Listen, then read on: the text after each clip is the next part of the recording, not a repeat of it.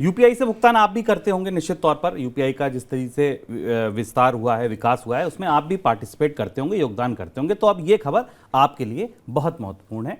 National payment corporation of India यानी NPCI ने 2000 रुपए से ऊपर की पीपीआई मर्चेंट ट्रांजैक्शन पर 1.1% शुल्क लगाने की घोषणा की है। यह शुल्क 1 अप्रैल से लागू हो जाएगा। हालांकि यूपीआई पेमेंट का इस्तेमाल करने वाले सामान्य यूजर यानी हमें आपको यह शुल्क नहीं देना होगा।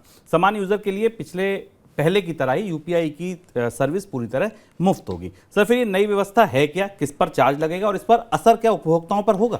शुभम, ये बड़ा घटनाक्रम है, बड़ा बदलाव है उपभोक्ताओं पर। असर को हम इसे समझें इससे पहले ये जानें कि पिछले 1-2 साल की जद्दोजहद के बाद अंततः सरकार और सरकार के नियामक इस फैसले के करीब पहुंच रहे हैं या पहुंच गए हैं जहां यूपीआई को मुफ्त नहीं रखा जाएगा। यानी यूपीआई से होने वाले ट्रांजैक्शंस पर अब फीस लगना शुरू हो गई है। इसका दबाव बहुत समय से मोबाइल वॉलेट कंपनियों की तरफ से भी था, क्योंकि उनके जरिए काफ़ी ट्रांजैक्शंस लीड हो रहे हैं, और बाकी बैंकरों की तरफ से भी था। तो जो नई व्यवस्था आई है उस व्यवस्था में 2 शब्दों का इस्तेमाल हो रहा है, 2 एब्रिविएशंस का इस्तेमाल हो रहा है, जिन्हें हमें समझना जरूरी है। एक पीपीआई शब्द का इस्तेमाल हो रहा है। पीपीआई का मतलब होता है prepaid payment instruments. Prepaid payments instruments वो होते हैं जैसे कि आप किसी कंपनी का मोबाइल वॉलेट इस्तेमाल कर रहे हैं, उस मोबाइल वॉलेट के जरिए जो आप पेमेंट कर रहे हैं यूपीआई को, पीछे तो आगे मोबाइल वॉलेट है, पीछे एक यूपीआई जुड़ा हुआ है किसी बैंक का, और उसके जरिए अगर किसी मर्चेंट को यानी कोई सामान खरीदने के लिए आप पैसा दे रहे हैं और वो भी 2000 रुपए से ज़्यादा का भुगतान है, तो उसके ऊपर जो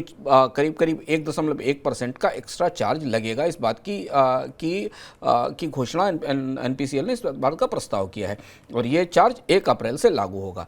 लेकिन ये चार्ज मर्चेंट के लेवल पर लिया जाएगा, यानी जो व्यापारी उसे रिसीव कर रहा है, जहां से आप सामान खरीद रहे हैं, उसके स्तर से लिया जाएगा। इसके अलावा अगर बैंकों के जरिए सीधे आप यूपीआई का पेमेंट करते हैं, किसी प्रीपेड इंस्ट्रूमेंट का इस्तेमाल नहीं करते हैं, यानी आप सीधे जाकर आप सामान खरीदते समय अपने बैंक के ऐप से या बैंक के यूपीआई ऐप से भुगतान करते हैं, तो ये चार्ज एप्लीकेबल नहीं होगा। यानी प्रीपेड इंस्ट्रूमेंट के जरिए बाहर जाने पर ये चार्ज एप्लीकेबल नहीं होगा।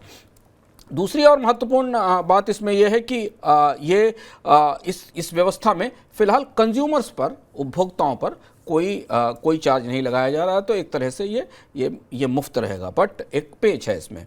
आमतौर पर हम धीमे धीमे उस तरफ बढ़ रहे हैं जहां पर आप देखते होंगे कि क्रेडिट कार्ड और डेबिट कार्ड से होने वाले भुगतान जैसे होते थे वैसे भुगतान हो रहे हैं। और कई बार इस तरह की शिकायतें आती हैं और लोग लगातार इस बात को अनुभव करते हैं कि जब भी आप क्रेडिट कार्ड डेबिट कार्ड से भुगतान करते हैं तो जो फीस मर्चेंट से क्रेडिट कार्ड कंपनी या बैंक कर लेता है उसे वो उपभोक्ता से वसूलने की कोशिश करते हैं। तो देखना होगा कि जो एक्स्ट्रा चार्ज मर्चेंट को देना पड़ेगा मोबाइल वॉलेट की कंपनी को, उसको क्या वो उपभोक्ताओं से तो नहीं वसूला जाएगा।